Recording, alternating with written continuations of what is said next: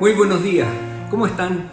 Espero que hayan disfrutado de un fin de semana espectacular, de un tiempo ayer en la presencia del Señor y enfrentando la semana con una perspectiva y expectativas que Dios tiene para tu vida. Estamos a 17 de enero del 2022, increíblemente en medio de las vacaciones, aquí en la ciudad de Viña del Mar.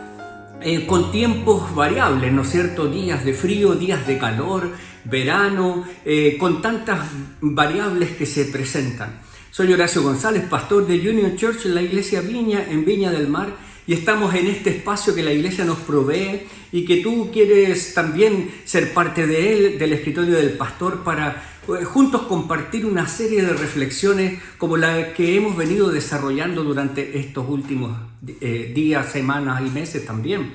Reflexiones sobre Jesús, distintos pasajes de la vida de Jesús que nos permiten mirarlo a Él de una manera increíble para poder parecernos cada día más a Él.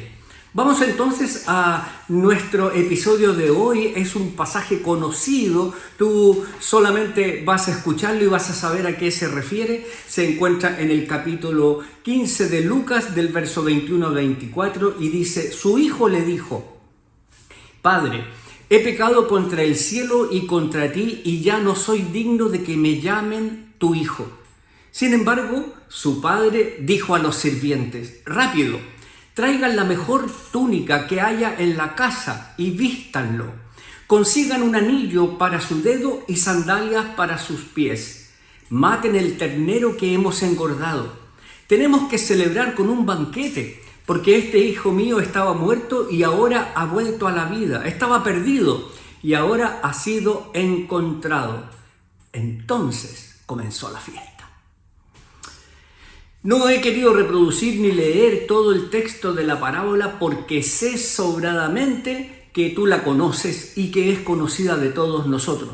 Jesús nos habló de Dios como un Padre. Lo vimos en la semana pasada. Lo escuchamos ayer en el mensaje de nuestro servicio de adoración.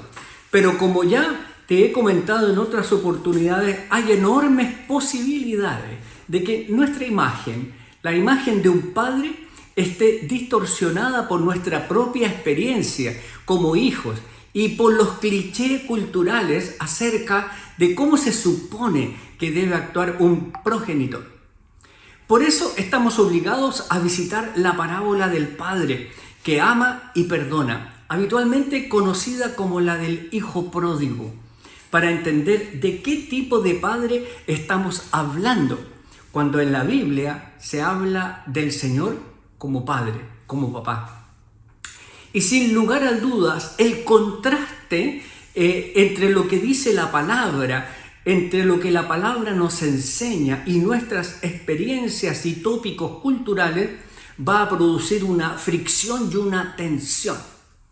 No seremos los únicos a lo largo de la historia que lo hemos experimentado. Dios es un Padre que respeta nuestra libertad. Nos creó para tener una relación significativa con Él. Y eso imprescindiblemente implica la posibilidad de rechazar esa relación que Él desea establecer.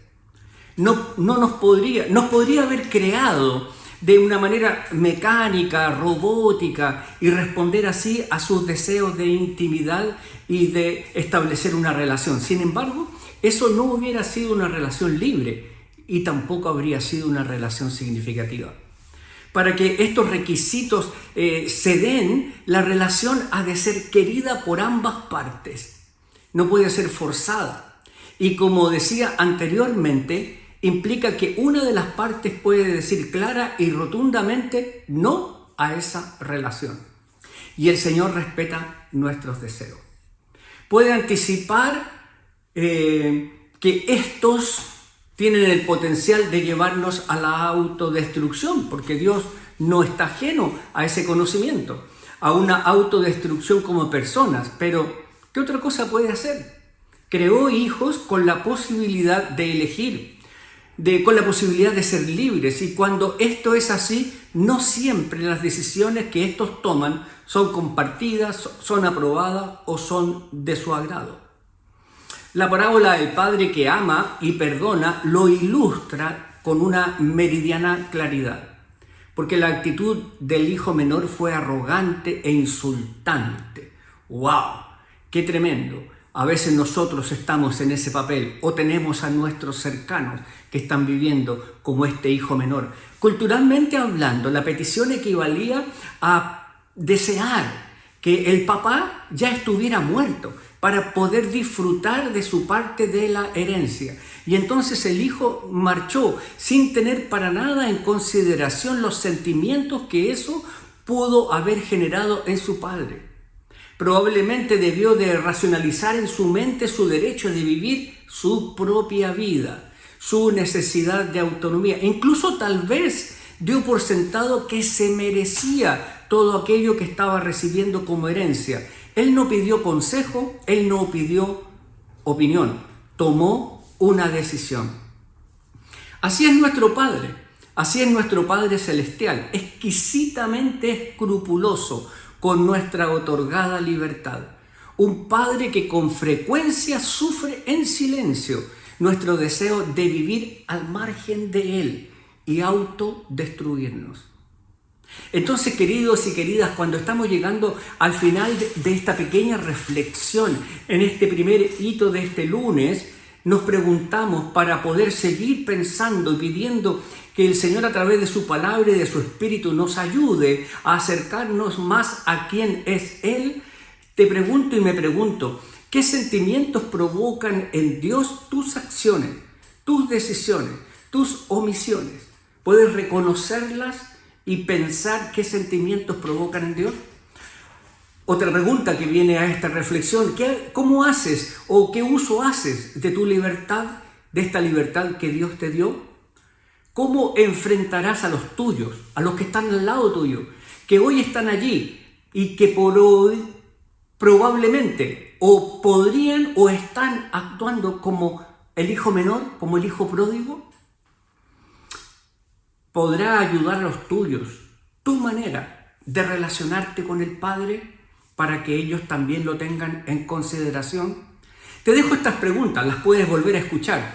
Te dejo estas preguntas para que sean de estímulo, para poder reflexionar sobre esta verdad en donde estamos hablando ya por segunda vez, porque partimos el lunes pasado, sobre esto de que Jesús nos habla de Dios el Padre.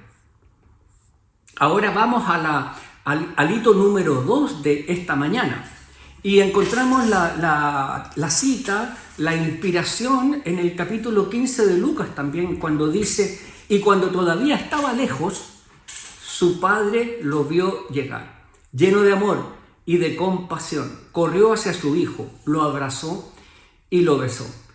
Quiero decirles que personalmente este pasaje, este texto en particular, Lucas 15:20, es un texto que conmueve mi corazón porque me veo reflejado en él. Me emociona cuando habla de esto. Lo vio llegar y lleno de amor y de compasión corrió hacia su hijo y lo abrazó y lo besó. Entonces quiero comenzar esta reflexión sobre este segundo hito preguntando, ¿vale la pena recordar que Jesús explicó esta historia para mostrarnos cómo es Dios y qué actitudes tiene hacia las personas que son pecadores, como tú y yo? Entonces rebobinemos por un momento, volvamos atrás y vayamos a los días previos al regreso del Hijo de Dios. ¿Qué emociones podrían haber habido? ¿Qué emociones podría haber albergado este hombre en su corazón? Mira, voy a pensar en algunas cosas, una especulación. Había sido afrentado al pedirle su hijo la herencia, ya lo dijimos. Debió de haber quedado ante sus vecinos y conocidos como una persona sin autoridad, débil y flojo de carácter porque permitió que pasara lo que pasó. Por otro lado, debe haber visto disminuido su hacienda, su patrimonio, de una forma considerable porque tuvo que entregar ese patrimonio a su hijo y vivía con la dura realidad de tener, si es que aún vivía, un hijo constantemente insensible a sus sentimientos y que tomaba sus decisiones sin importar el impacto que pudiera causar sobre la vida de otras personas. Es cierto, es mera especulación que eso podría estar pasando en el corazón de este hombre cuando ve partir a su hijo y mientras su hijo está lejos. Y sin duda, pero me pregunto con cuánta frecuencia debía de pensar en aquel muchacho que dejó la casa. Ponte en los zapatos de él, ¿qué es lo que habrías hecho tú? Y cuando lo hacía, ¿qué tipo de emociones deben haber cruzado en su corazón, en su mente? ¿Qué muecas, cuántas lágrimas pueden haberse reflejado o caído por su rostro? Los momentos previos son solamente especulación, lo vuelvo a repetir. Sin embargo, la historia nos dice cómo reaccionó cuando vio que el hijo regresaba a su hogar. Y vale la pena que nos detengamos y analicemos el comportamiento de ese padre. Pon atención porque yo sé que lo has escuchado y probablemente lo sepas mejor que yo, pero hoy quiere el Señor de alguna manera volver a recordarlo para compararlo con nuestra vida. Mira, los conocedores de la cultura judía afirman que su proceder el proceder de este hombre, de este padre, fue totalmente inusual, poco corriente, fuera de lo común y fuera de lo esperado. Para comenzar, aquel hombre hizo algo totalmente impropio de su estatus: correr. Totalmente fuera de foco, fuera de su estatus, totalmente no común. Las personas de una determinada edad no hacían estas muestras de efusión en público y era degradante el comportamiento referido: correr. Aquel hombre se estaba poniendo totalmente en ridículo, ya lo estaba por lo que había pasado antes y estaba poniéndose aún más en ridículo delante de todos los ciudadanos que estaban cerca de allí o sus vecinos. Si ellos ya debían haber hecho comentarios relacionados con su previo proceder cuando el hijo se va, lo de ahora se generaría entonces aún más echada a perder su imagen, la imagen de aquel hombre, porque su comportamiento no ayudaría para nada a corregirlo. Se confirmaba su flojera entonces de carácter, su debilidad ante un hijo rebelde e insumiso. Lo que aquel hijo merecía era justicia. Así lo dictaminaba la ley y así lo exigía el sentido común. Incluso el mismo pródigo, este mismo muchacho, era consciente del trato que era justo que recibiera. Sin embargo, lo que se le otorgó no era lo que esperaba ni lo que merecía. Porque aquel padre que con toda seguridad no desconocía la ley, no actuó como la justicia, no actuó según el sentido común y la opinión pública esperaban y exigían. Actuó, si ustedes me lo permiten, injusta, inapropiada y graciosamente. Jesús nos estaba enseñando que nuestro Dios es un Padre al que no le ha importado lo más mínimo ponerse en ridículo delante de todos los principados, de todas las potestades, simple y llanamente por amor a la gente que no lo merece. Le ha traído sin cuidado lo de que justicieros y legalistas pudieran pensar acerca de cuál debería haber sido su comportamiento, como era de esperar que actuara delante de alguien como aquel hijo. Pienso que todo el universo contempla con asombro y locura a este Dios, perdiendo la dignidad, movido por una profunda misericordia, por una profunda gracia, por una profunda compasión hacia unos miserables como tú y yo. Entonces reflexionamos y pensamos al terminar este segundo hito y la reflexión de hoy día, pensamos que hacia el resto de la humanidad caída tiene sentimientos diferentes el Señor. Porque si pensamos así, eso es no conocer al Dios manifestado en Jesús. ¿Qué diferencias entonces hay, querido, querida, que estamos compartiendo en esta mañana y en este día? ¿Qué diferencias hay entre tu imagen de Dios y la reflejada en la parábola del Padre que ama y perdona? ¿Qué te hace sentir la comprensión del ridículo y el escándalo del amor de Dios hacia ti? No hacia el pródigo de la historia, sino que hacia ti o hacia mí como pródigos. Y por otro lado, ¿cómo y en qué forma mostraremos ese amor a los pródigos que están cerca nuestro? Este es el desafío, tremendo desafío. ¿Sabes? Hay una verdad que puede desanimarte. Tú y yo no podemos solo cumplir con este desafío, actuar de esta manera. Pero la buena noticia es que si el Espíritu Santo está en nosotros, Él nos capacita para actuar de esta manera, porque Él está moviéndose en nosotros y dándonos toda la autoridad para actuar de la misma manera como lo hizo Jesús entre nosotros.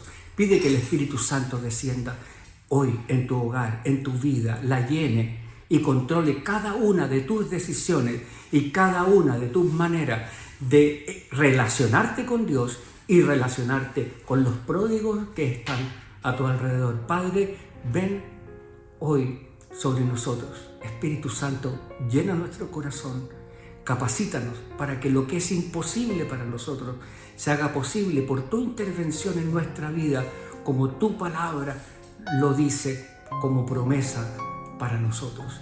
Ayúdanos a buscarte, a desearte, a amarte, a obedecerte y a imitarte en todo. En el nombre de Jesús, amén y amén. Nos despedimos en esta mañana sin dejar de invitarte para el próximo domingo a nuestro servicio de oración, para el próximo lunes de este escritorio del pastor y por cierto en medio de la semana para la reunión de oración e intercesión a través de la plataforma Zoom. Que tengas una muy bendecida semana y si estás de vacaciones, disfrútalas.